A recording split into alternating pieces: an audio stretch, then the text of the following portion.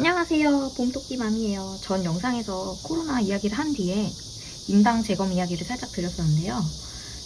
오늘은 임신 중기의 가장 중요한 검사 중 하나인 임신성 당뇨 검사에 대한 영상을 준비했어요.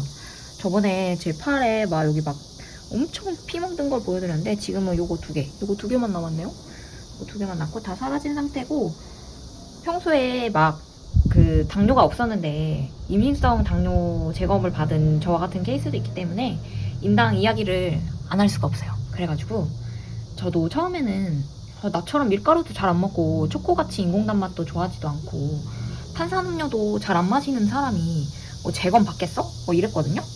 근데 엄청 안일하게 있었는데 혈당은 몇 나왔다? 아이고,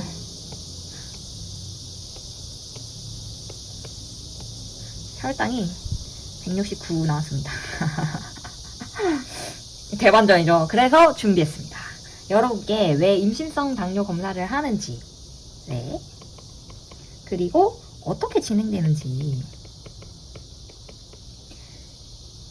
요거를 얘기를 드릴 건데요. 그래서 임신성 당뇨 재검을 받았던 제가 평소에 임신성 당뇨 사정관리를 위해 임신 중기에 해야 할 일들을 소개를 드리겠습니다. 사정관리. 왜냐? 제 영상을 보시는 분들 임당 걸리시면 안 됩니다. 관리해드립니다, 제가. 그래서 이렇게 해가지고 임신 중기에 해야 할 일들을 소개드리면서 이것만은 꼭 했으면 좋겠다 싶은 것들만 말씀드릴게요. 그러면 영상 끝까지 잘 시청해주세요. 먼저 저번에 보여드렸죠, 제 불쌍한 팔뚝. 보시면 이거 체열의 흔적. 응? 아니 도대체 혈관 찾기가 얼마나 어려워요. 요 아래에다가 있겠어요. 그래서 임신성 당뇨 검사 왜 하는가? 저는 임신 전에 당뇨가 없었는데 임신성 당뇨 검사를 꼭 받아야 할까요? 라는 의문이 드실 수 있거든요. 제가 그랬거든요. 또 임신 초기에 저는 종합검진도 받을 기회가 있었어요. 그래서 대충 내 몸 상태가 어떻게 변했고 또 이런 게 괜찮겠구나 하는 것들을 이미 조금 알고 있었거든요. 그 중에 하나가 이 공복혈당 요거였는데, 제가 내분비내과에 가서 그 비타민 D랑 골다공증 요거 검사를 정기적으로 하는 사람이라서 이 공복혈당 검사를 했었는데, 그때 이제 의사 선생님께서 저한테 공복혈당 수치가 좋게 나와서 임신 중기에 진행하는 임당검사에서 수치상은 이제 문제가 없어 보일 것 같다는 뉘앙스를 얘기를 해주셨거든요. 그래가지고 나는 뭐 문제 없겠구나 라고 생각을 했어요. 그런데 웬걸? 임신성 당뇨 재검이라니. 왜 재검이야, 왜 재검? 재검 왜 받은 거야, 재검? 그래서 사실 좀 충격을 받긴 했거든요. 처음에는 제가 이제 고령 산모라서 그런지, 제가 나이가 많아요. 고령의 초산이야. 그러면 조금 위험이 높다고 하더라고요. 그리고 뭐 코로나 이제 극복을 위해서 이제 마셨던 나의 꿀팁, 무배꿀청. 요거랑 이제 과일 많이. 요거 때문에 그런 건지 아니면은 아침에 너무 귀찮아서, 저 원래 시리얼 아예 입에 대지도 않는 사람인데 임신하면서 시리얼을 아침에 먹기 시작했거든요. 그래서 요거 때문에 그런 건지 좀 별별 생각이 다 들더라고요. 왜냐면 제가 이렇게 밀가루를 평소에 잘 안 먹으려고 노력하는 편이에요. 왜냐면 제가 콜레스테롤 수치가 되게 높은 편이라서 평소에 음식 먹을 때 좋게 조절하는 편이거든요. 뭐 과하게 기름진 음식, 포화지방이 많거나 뭐 이런 음식들 이런 거 잘 안 먹으려고 하는 편이고, 밀가루도 좀 잘 안 먹으려고 하는 편이고, 그래서 밥도 주로 이제 잡곡밥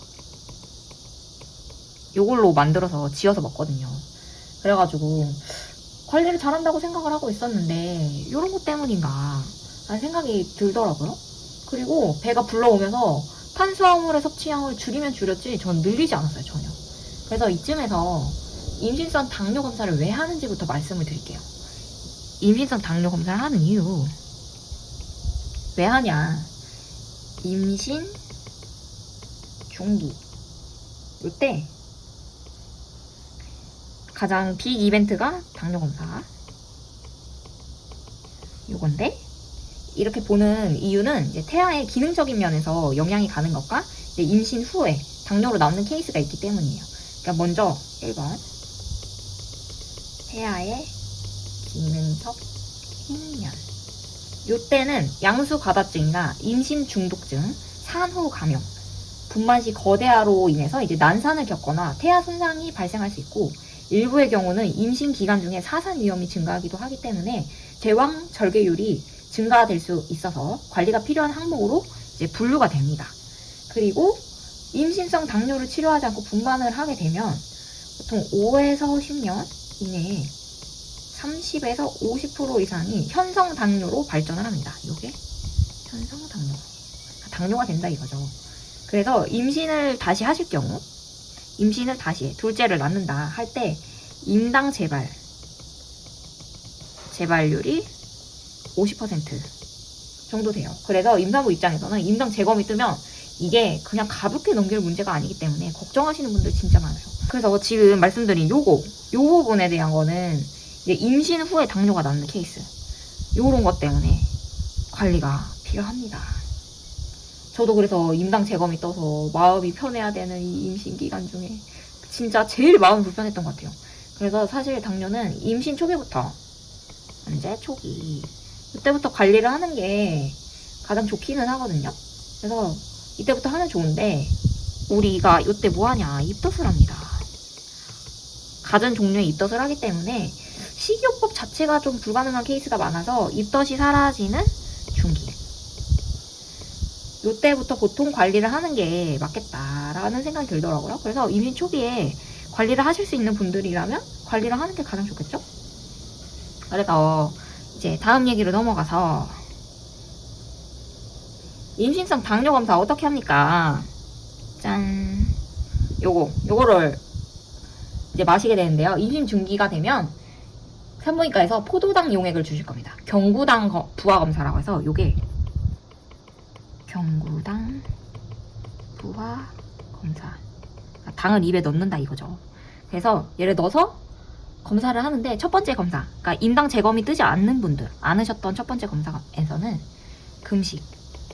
금식에 물도 들어가요. 금식을 5시간 한 후에 요거를 쪼르륵 마시고 정확히 1시간 뒤 체열을 합니다. 그래서 혈당을 측정하는데 이게 병원마다 다르긴 하더라고요. 그래서 정상 수치가 139라고 하는 데도 있고 5라고 하는 데도 있고, 어쨌든 140, 요거보다 낮아야 돼요. 요거보다 낮으면 정상이다. 그리고 요거보다 높다 하면은 이제 임신성 당뇨 확진을 위한 재검을 실시합니다.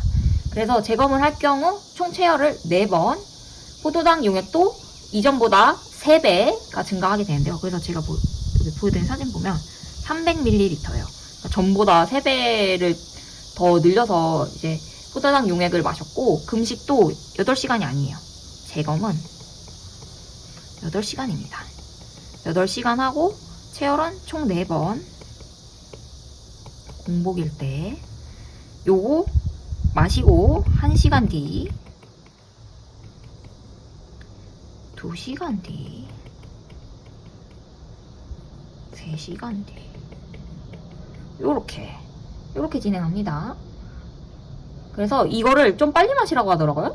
1분에서 2분 이내에 다 마신 뒤에 정확히 1시간 뒤에 다음 체열하고, 이제 공복일 때 공복 혈당이 얼마가 나와야 되냐, 요거는 95,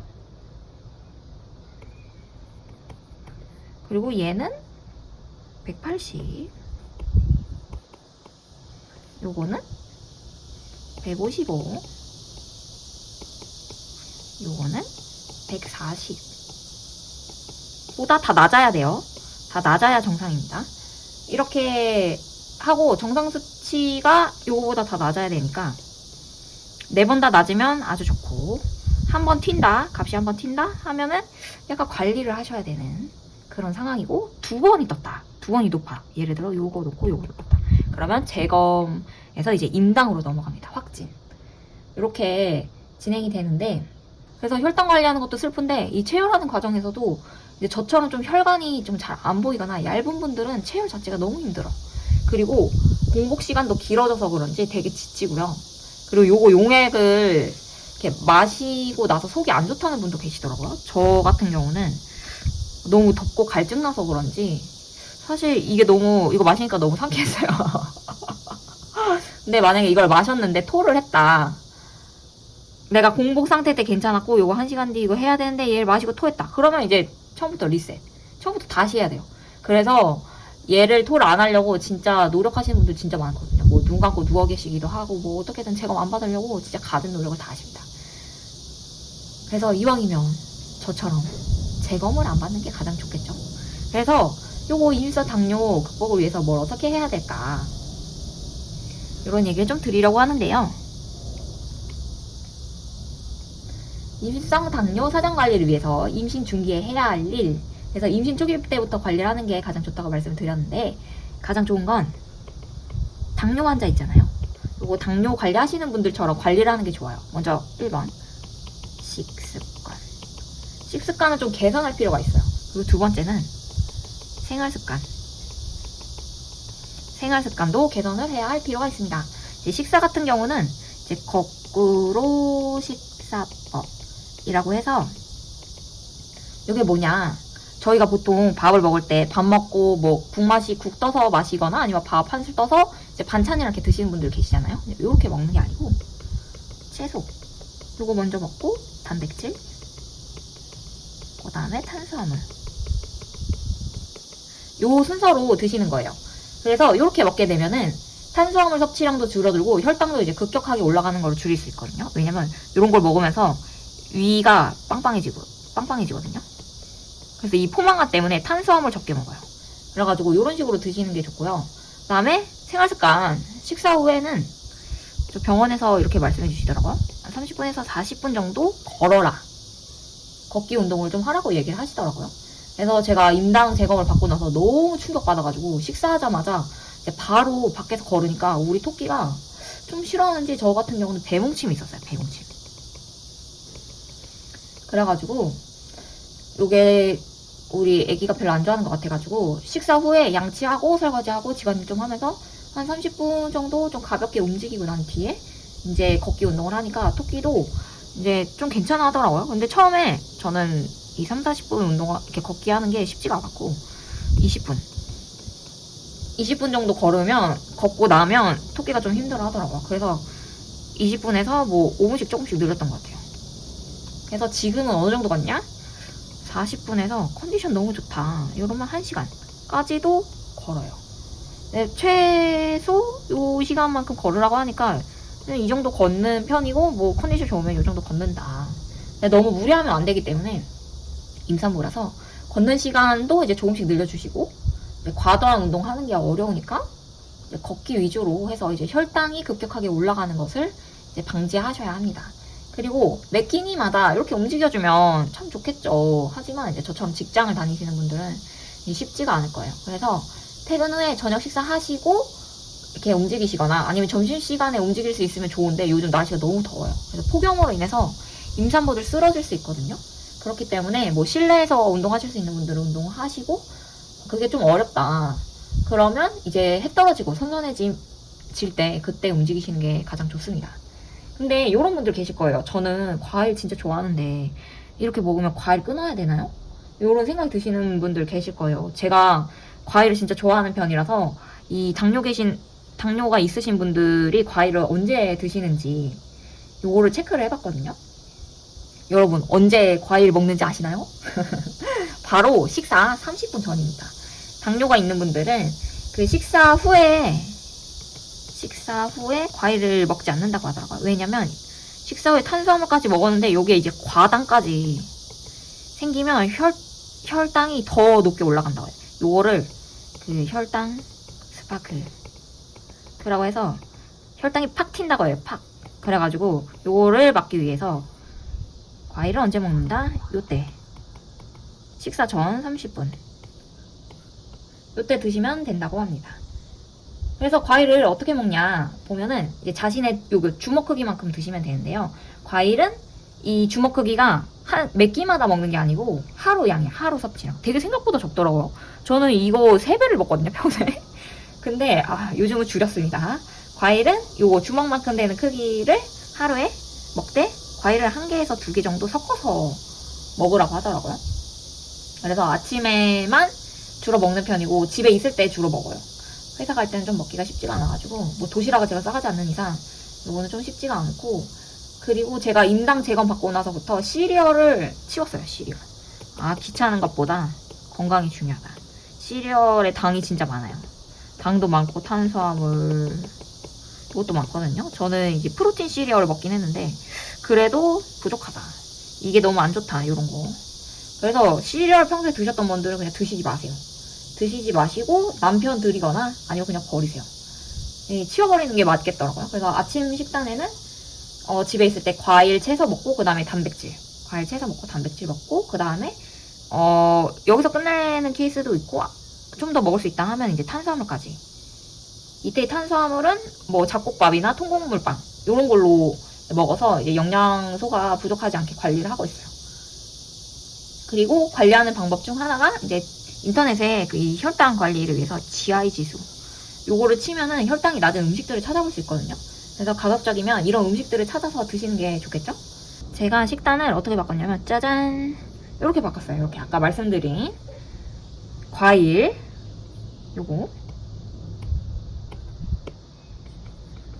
과일, 채소, 단백질 요거트 안에도 단백질 조금 있어요. 단백질 그리고 여기 견과류랑 블루베리 넣어서 약간 식감 좋게 해서 먹고 요거 탄수화물 이렇게 해서 먹거든요. 이렇게 먹으니까 시리얼 먹을 때보다 사실 조금 귀찮긴 해요. 귀찮긴 한데 몸에 좀 신선함이 가득 채워지는 기분이 들어서 정말 좋더라고요. 그리고 이 아침에 양배추가 진짜 좋다고 하거든요. 양배추를 생으로 먹는 게 좋은데 저는 생으로 먹으면 이상하게 속이 좀 부대끼더라고요. 그래가지고 그동안은 양배추를 이렇게 끓는 물에다가 물 보글보글 끓여서 얘를 이렇게 푹 삶아 먹었는데 이렇게 먹으면 여기 안에 있는 비타민 이가 다 손상이 된다고 해요. 그래서 이렇게 먹지 말고 저처럼 이렇게 쪄서 드세요.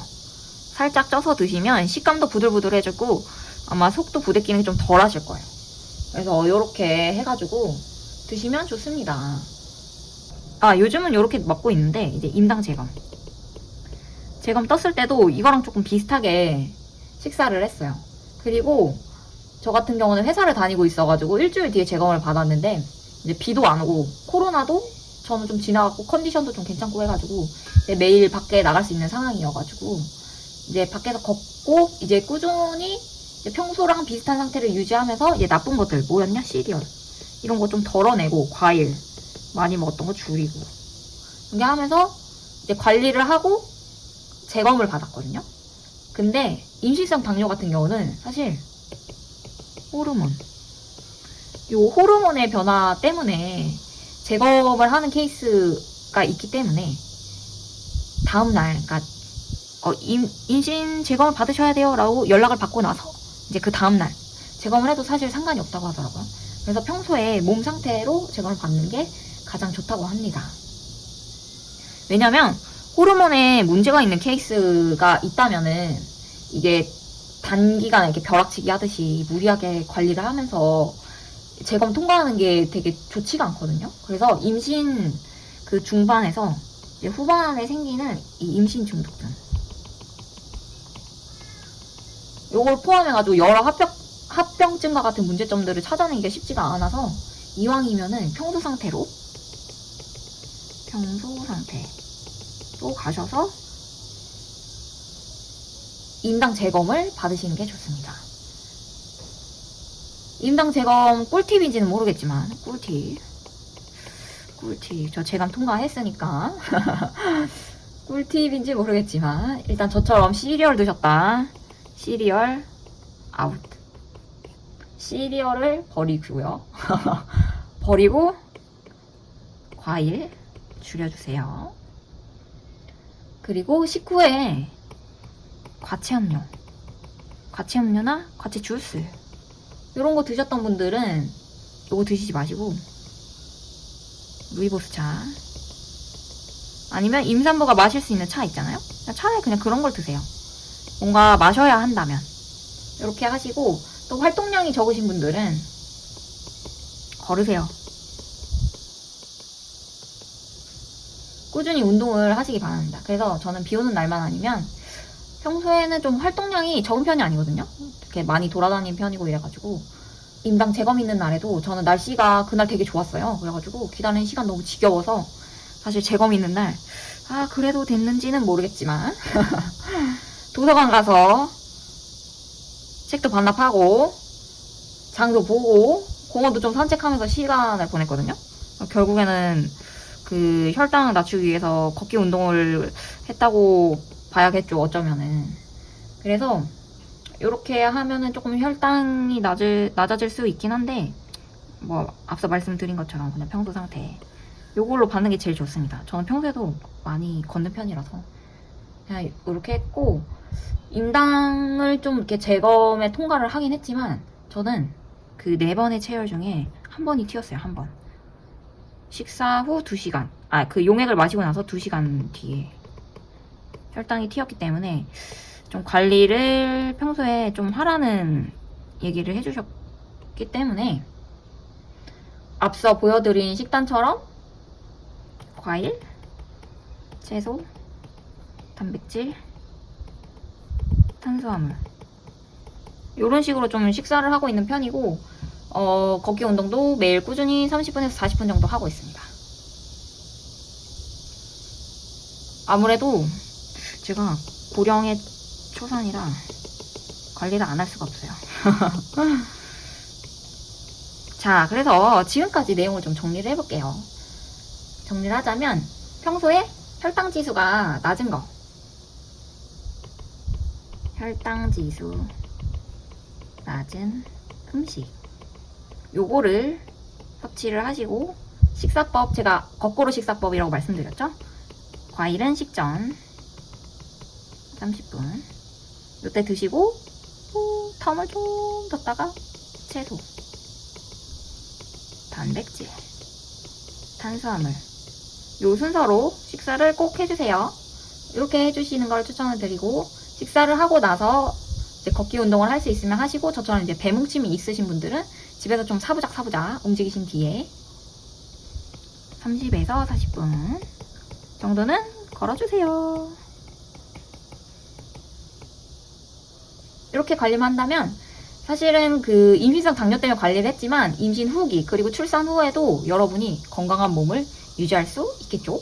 그래서 다음 영상에서는 이제 임당 얘기 말고 다른 얘기를 좀 드리려고 하는데, 제가 임신 후기에 이제 들어가기 때문에 출산 준비와 관련해서 이제 출산 가방 싸는 거 리스트를 계속 정리하고 사람들을 어떻게 하는지 막 찾고 막 이러느냐고 시간 한 2, 3주 보냈던 것 같아요. 물론 매일매일 찾지 않았습니다. 그래서 출산 가방 싸는 거, 요거랑 이제 산후조리원 고르는 방법에 대해서 이제 소개를 드릴게요. 그러면 다음 영상에서 만나요. 안녕!